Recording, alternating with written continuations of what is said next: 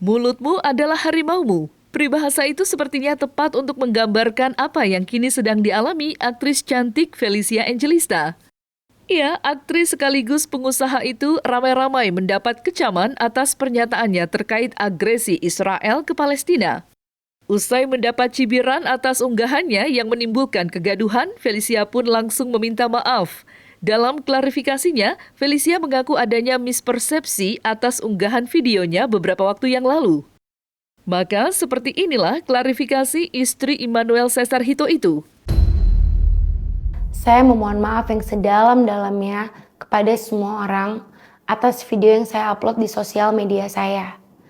Saya akui bahwa telah terjadi kesalahan pada saat pengeditan video, sehingga ada perkataan dan juga pemilihan footage video yang membuat mispersepsi pada video tersebut. Saya berempati dan merasa sedih yang mendalam atas penderitaan yang dialami oleh para korban, terutama di Gaza, Palestina. Saya berharap agar warga Palestina bisa hidup dengan damai, bahagia, dan juga tenang tanpa rasa takut. Saya mendukung kemerdekaan Palestina. Terima kasih. Saya Felicia Angelista.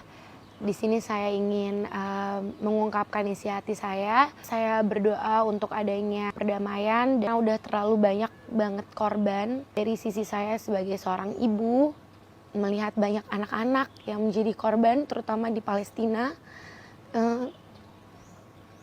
itu menjadi suatu hal yang sangat menyakitkan.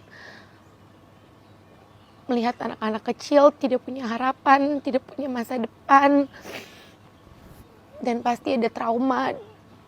Dan juga saya sebagai seorang anak yang melihat banyak orang yang kehilangan orang tua, itu juga sangat menyakiti hati. Dan banyak yang kehilangan sahabat-sahabatnya, kehilangan banyak orang terkasih, banyak orang tersayang. Saya menggunakan suara saya juga untuk memohon untuk para pemimpin-pemimpin semuanya juga supaya diupayakan gencatan senjata supaya nggak ada lagi korban. Sekarang korban yang ada di Palestina juga udah 9 ribuan dan banyak diantaranya anak-anak dan juga wanita. Terlalu banyak korban yang tidak bersalah dan saya menolak keras adanya genosida.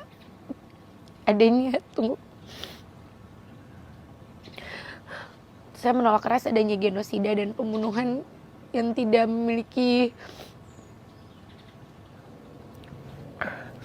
menolak keras adanya genosida dari diri saya sebagai manusia. Nggak ada yang bisa kita lakukan sekarang selain berdoa dan juga saling support pastinya. Apapun yang bisa kita lakukan, bantuan-bantuan yang bisa kita lakukan, kita harus memastikan semuanya tepat sasaran supaya semuanya bisa terbantu, terutama warga-warga sipil, rakyat-rakyat yang nggak tahu apa-apa, yang terkena, yang benar-benar sangat dirugikan dan terkena dampak. Ada banyak banget tempat-tempat ibadah, terus juga rumah sakit yang menjadi sasaran yang dimana ini harusnya nggak boleh. Ini udah sangat-sangat di luar batas. Apa yang dialami Felicia terkait pernyataannya yang membuat kegaduhan bukanlah kali pertama. Sebelumnya, ibu dua anak itu juga pernah mendapat cibiran, bahkan somasi dari pengacara kondang Hotman Paris Hutapea. Hotman meradang lantaran namanya dicatut bahkan disudutkan oleh Felicia. Mendapat somasi dari Hotman, Felicia buru-buru meminta maaf atas kesalahannya. Ia mengaku salah dan mendapat pelajaran berharga atas apa yang dialaminya. Dan seperti inilah perselisihan yang sempat terjadi antara Hotman dan Felicia beberapa waktu yang lalu. Ini jadi satu pelajaran banget sih buat aku. Kalau maksudnya mau guyon atau apa, semuanya harus ada izinnya juga gitu. Ya, jadi pelajaran berharga lah. Ini benar-benar bikin shock banget pas tahu disomasi, ya kan. Untung waktu itu Om Hotman pun pas aku tahu aku disomasi kan aku di tag dan di mention sama banyak orang sampai akhirnya aku sadar kalau ternyata kontenku itu Hotman somasi aku gitu kan. Dari situ akhirnya aku langsung coba hubungin Om Hotman, langsung nge-DM Om Hotman, dan puji Tuhannya langsung dibales. Makanya tadi siang aku udah sempat ketemu dan ngelurusin, karena kalau masalah dibiarin berlarut-larut kan bahaya ya, jadi langsung diselesaikan, langsung face to face gitu, supaya nggak ada salah paham lagi gitu guys. Oke, Kak, Bayangin aku tuh tangga yang kayak gini disomasi kan jatuh turun. apapun yang saya ucapkan selalu trending, ya nggak? Benar. Karena selalu didasarkan kepada analisa yang tinggi, sindiran yang tinggi gitu loh. Ya kan dong, kalau cuma pamer-pamer nggak merugikan orang ya tidak ada hukumannya dong.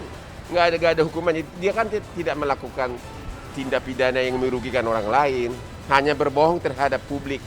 Berbohong terhadap publik tapi tidak merugikan publik gitu loh. Itu aja. Jadi nggak ada hukumannya.